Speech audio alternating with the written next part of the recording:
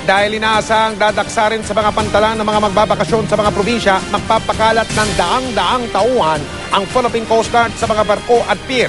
Simula yan sa makalawa sa darating na araw ng Huwebes.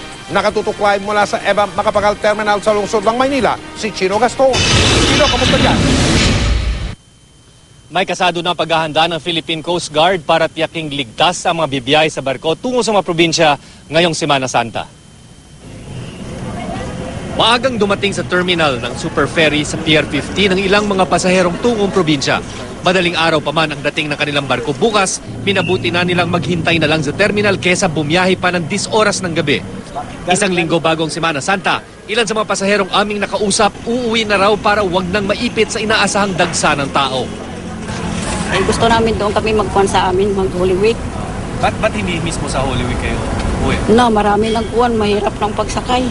Mahirap kasi sa amin pag umuwi sa probinsya, sir, kasi maraming pasahero talaga. Then mas maganda, medyo mas maaga-aga kang makarating doon, medyo makapagpahinga ka rin.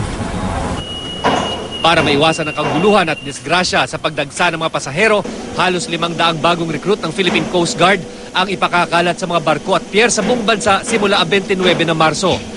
Kasama ang mga K9 unit, mga tauhan ng AFP, PNP at mga Sea Marshal, kabilang sila sa magtataguyod ng seguridad at kaligtasan ng 100,000 bibiyahe sa Semana Santa.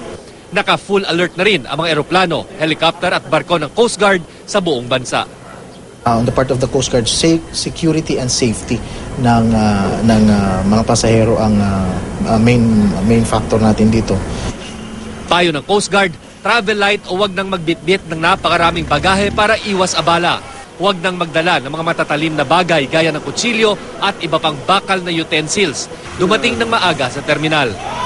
Habang nasa barko, tingnan na may sapat na life jacket o life vest ang barkong sasakyan.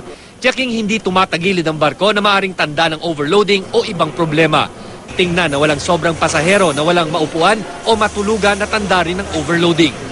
Agad isumbong sa Philippine Coast Guard Hotline 0917-724-3682 ang anumang mapansing paglabag ng barko o tauhan nito. Tiyaking marunong din magsuot at gumamit ng life jacket. Una, ipasok po yung life jacket sa ulo.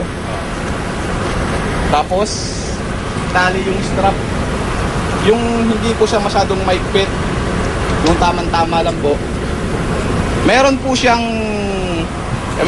emergency light na ginagamit paggabi para pag tawag pansin sa mga rescuer. Tapos meron din siyang pito para ganoon din pang tawag pansin din sa mga rescuer. Mike, hindi ganong pinoproblema ng Philippine Coast Guard ang pagbabantay dito sa mga pier sa Metro Manila dahil bukod daw sa PNP, AFP at mga tauhan ng Coast Guard ay may sariling security personnel din at sariling security protocols sa mga pribadong terminal dito. Mas inaalala nila ngayon ng mga terminal o yung mga daungan ng Roro sa Southern Luzon kung saan inaasahang karamihan ng mga bibiyahe ngayong Semana Santa ang daragsa at kung saan napakaraming maliliit din na barko ang bumibiyahe at kailangan daw bantayan. Mike. Maraming salamat, Chino Gaston.